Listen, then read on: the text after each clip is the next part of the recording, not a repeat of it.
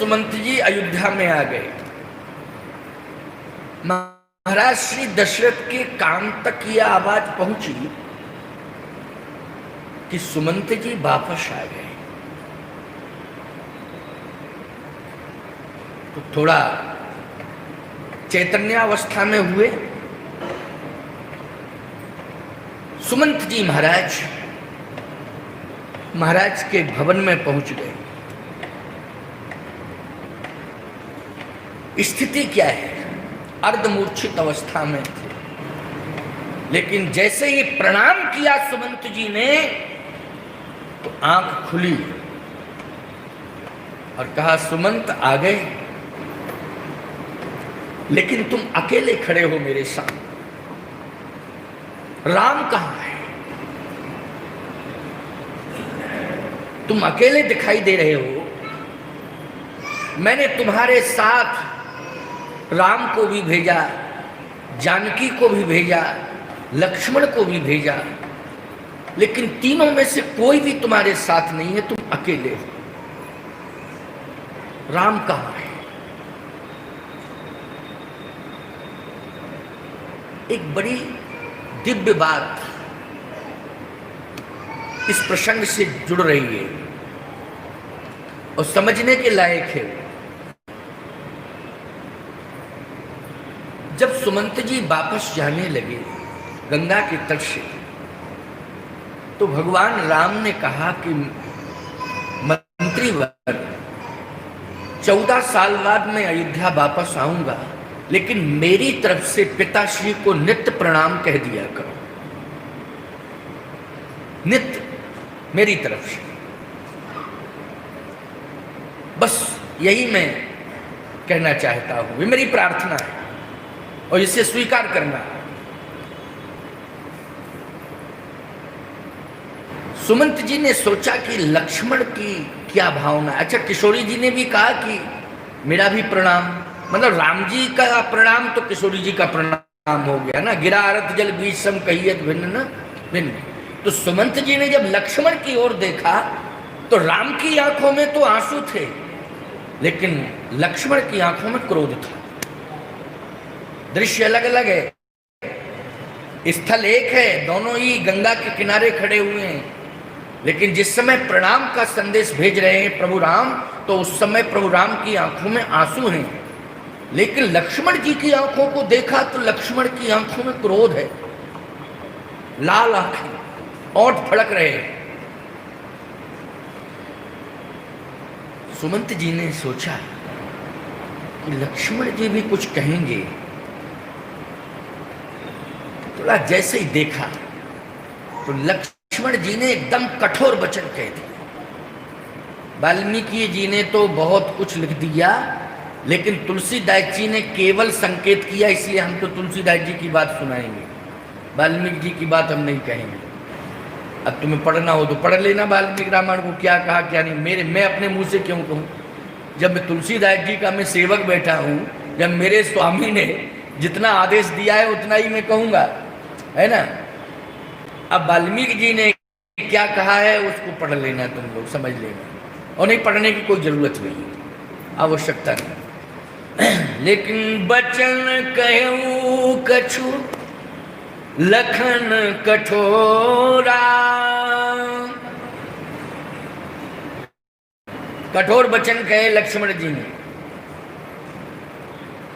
जाओ कह देना ये। आंखें लाल, ओंठ फड़क रहे हैं। भगवान राम ने जैसे सुना तो लक्ष्मण जी के मुख पर हाथ रख दिया। क्या बोलता है तू? तुझे ज्ञान नहीं है?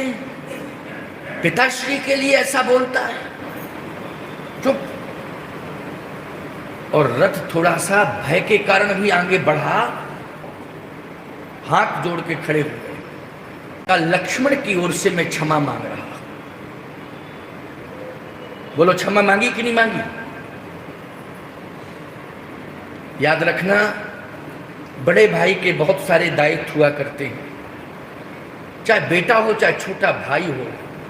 अगर भूल कर रहा है तो बड़े भाई को संभाल लेना चाहिए। संभाल लेना चाहिए। यदि उग्रता में वो क्षमा नहीं मांगता है किसी गलती करने पर, तो बड़े भाई का धर्म कहता है कि वो अपनी तरफ से क्षमा मांग ले। बोलो, भगवान राम ने क्षमा मांगी कि नहीं मांगी? बचन कहू कछु लखन कठोरा,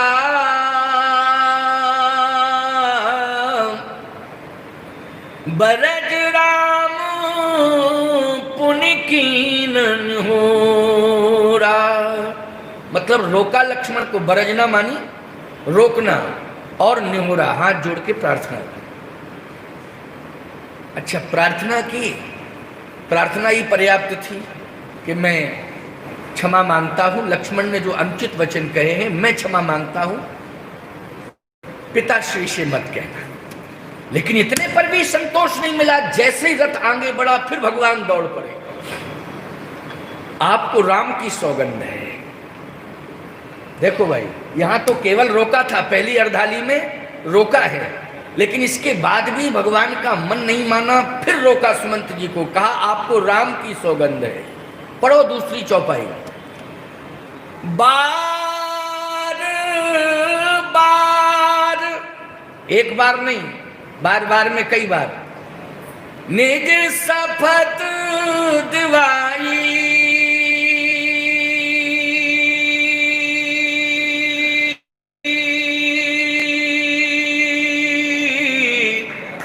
ओ कहू न तात लखन लड़काई। मैं बार बार सौगंध दिलाता हूं कि आप लक्ष्मण के लड़कपन की बात पिताश्री को मत सुनाना, क्योंकि मेरा वियोग और लक्ष्मण की कटुवाणी श्रवण करके मेरे पिताजी की, मेरे पिताश्री की क्या हालत होगी, ये मैं समझ रहा हूं। इसलिए राम धर्म संकट में है, लौट नहीं सकता वापस अयोध्या, लेकिन मेरे पिताश्री को संभालना और नित्य का प्रणाम जरूर कहना। राम की सौगंध है, लक्ष्मण के लड़कपन की बात पिताश्री को मत। सुमंत जी महाराज जब सम्राट, चक्रवर्ती सम्राट महाराज श्री दशरथ जी के समक्ष अश्रुपूरित नेत्रों से युक्त हाथ जोड़े खड़े हुए हैं, तब दशरथ जी महाराज कहते हैं, राम कहाँ है? तो सिर हिला दिया कि राम नहीं है, आए नहीं, तो फिर सिर हिलाया। अच्छा, सीता? तो फिर सिर हिलाया, नहीं। लक्ष्मण? पुनः सिर हिल गया, नहीं। अच्छा अच्छा अच्छा, राम कहाँ है? कहे श्रृंगबेरपुर के समीप गंगा तट पर हम छोड़ के आए, शायद वो गंगा पार हो गए, क्योंकि नाव मांग रहे हैं।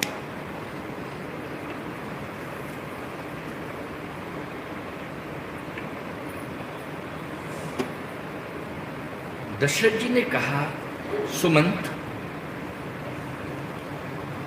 मेरे बेटे को नाव मांगनी पड़ी? मेरा बेटा तो वो है कि सारा संसार मांगता है। कौन ऐसा संसार में हुआ जो राम से ना मांगता हो? बताओ। दाता एक राम, भिखारी सारी दुनिया। लेकिन आज मेरा बेटा मांग रहा है। सुमंत, वो भगवान है, लेकिन भगवान भी मांगता है तो कोई भक्त होगा। मैं समझ रहा हूं कि कोई भक्त होगा, और सत्य तो यह है कि केवट जैसा भक्त कौन होगा? केवट जैसा भक्त कौन होगा? सोचो जरा, विचार करो, कल्पना करो।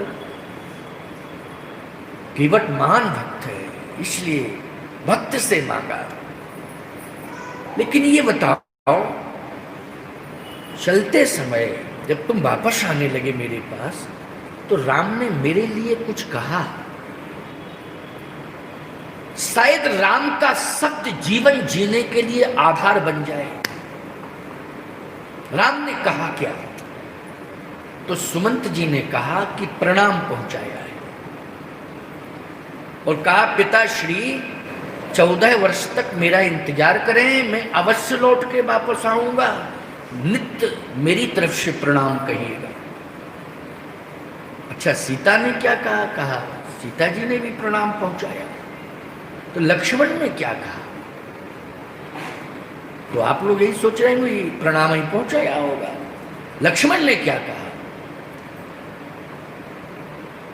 तब सुमंत जी मौन हो गए, आंख बंद हो गई, झूठ नहीं बोल सकते थे, आंख बंद हो गई।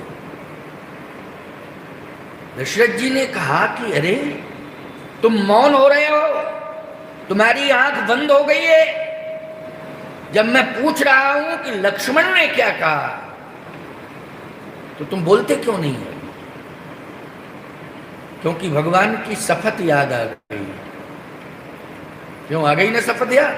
कि बार बार निज शपथ दिवाई, शपथ याद आ गई। अब मैं क्या करूं? इधर राज आज्ञा है कि मैं पूछ रहा हूं, बोलते क्यों नहीं हो? उधर प्रभु ने हाथ जोड़कर प्रणाम कर बार बार सौगंध दिलाई थी, मत कहना, मत कहना, राम की सौगंध है। लेकिन महाराज श्री दशरथ ने जिस समय ललकारते हुए सुमंत जी से कहा कि मैं आज्ञा दे रहा हूं, ये राज आज्ञा है, तुम्हें बताना पड़ेगा, लक्ष्मण ने क्या कहा? तब विवश होकर के शब्द निकल पड़े, बचन कहूं कछु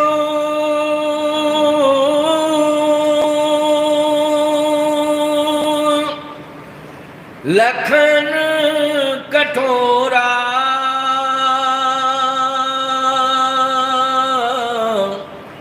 बरज राम पुन कीन।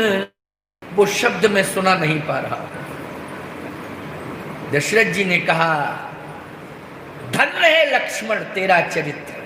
देखो ये शब्द निकला, धन्य है लक्ष्मण तेरा चरित्र। मैं तड़प तड़प करके प्राण छोड़ता, लेकिन लक्ष्मण तेरा चरित्र आज मेरे मुख से बार बार राम राम कहलवाकर महाप्रयाण कराएगा। शब्द सुना नहीं, लेकिन कल्पना कर ली। अब शब्द सुना तो नहीं है, लेकिन कठोर शब्द निकला, कठोर वचन कहे। तो सुमंत जी ने कहा महाराज, लक्ष्मण ने तो कठोर वचन कहे, लक्ष्मण पुत्र है आपका, उसने कठोर वचन कहे, आपके लिए कहे, लेकिन मृत्यु के समय पुत्र का कठोर शब्द पिता के कान में पहुंचे तो वो तो बेचैन होकर के मरेगा। क्यों भाई, मरेगा कि नहीं मरेगा? कि ऐसी संतान कि मैं तो मरने जा रहा हूं, लेकिन ऐसे शब्द बोले जा रहे हैं। जब स्वस्थ स्थिति में पिता होता है, माता पिता होते हैं, संतान जब गलत शब्दों का प्रयोग माँ बाप के सामने करती है तो माँ बाप यही कहते हैं, प्रभु अब मैं जिंदा नहीं रहना चाहता। जब स्वस्थ स्थिति में होते हैं तब ये बात कहते हैं। लेकिन आप कहते हैं कि लक्ष्मण तेरा ये शब्द मेरे लिए आधार बन रहा है। आज मेरी बेचैनी समाप्त हो रही है, आज मैं निश्चिंत होकर के प्राण त्याग रहा हूं। मैं चिंतित होकर के प्राण त्यागना चाहता था, लेकिन लक्ष्मण तेरे शब्द को सुनकर के मैं निश्चिंत होकर के प्राण त्याग रहा हूं। सुमंत जी ने कहा यह रहस्य मेरी समझ में नहीं आ रहा है महाराज, लगता है कि आप इस समय अति व्यथित हैं, इसलिए आप मस्तिष्क शून्य होते जा रहे हैं, आपकी सोचने की क्षमता अच्छी नहीं समझ में आ रही है। ऐसा कैसे आप कह रहे हैं? महाराज दशरथ ने कहा सुमंत सुनो, जब राम अयोध्या छोड़ के बन गया तो राम के साथ सीता भी गई। ये सीता मेरे कुल की प्रतिष्ठा है, राम से ज्यादा महत्वपूर्ण प्रतिष्ठा बोलो है ना सीता।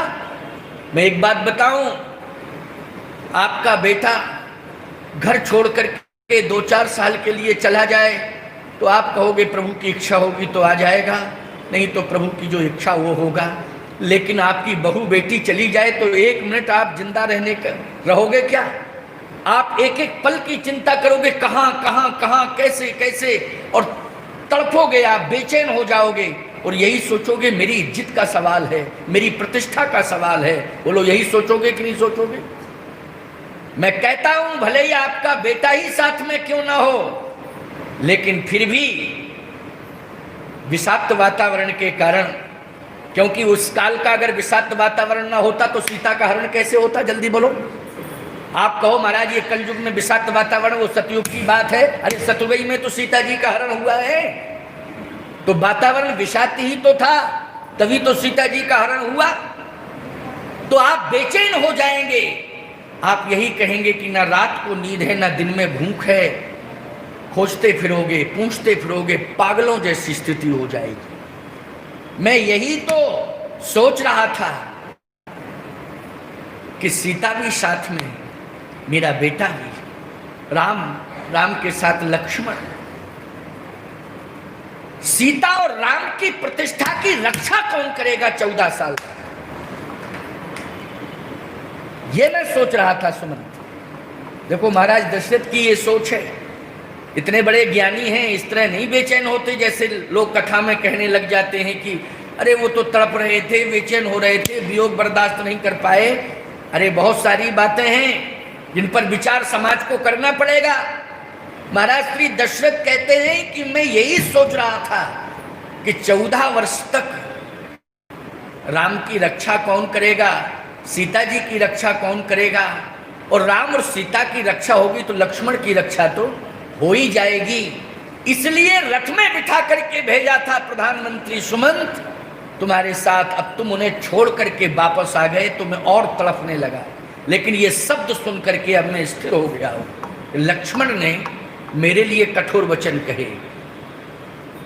मैं यही सोच रहा था कि वन में राम और सीता की प्रतिष्ठा की रक्षा कौन करेगा, लेकिन लक्ष्मण जैसा भाई राम के साथ है, तो जो राम और सीता की प्रतिष्ठा पर आंच आने पर अपने बाप को खरी खोटी सुना सकता है, लक्ष्मण के रहते हुए सीताराम की प्रतिष्ठा का कोई बाल बांका बिगाड़ ही नहीं सकता है। अब मुझे विश्वास हो गया, अब मुझे विश्वास हो गया है। सोचो जरा, उसी समय राम राम कही, राम कही, राम राम कही, राम तन पर हरि रघुवर बिरहे, राव गए सुरधाम। इस दोहे के अंतिम चरण में तन पर हर रघुवर विरह, ये बहिरंग दृष्टि है। ये कौन सी दृष्टि है? बहिरंग दृष्टि है, लेकिन अंतरंग दृष्टि तो यही है कि लक्ष्मण का वो शब्द सुनकर के दशरथ जी को परितोष हुआ है।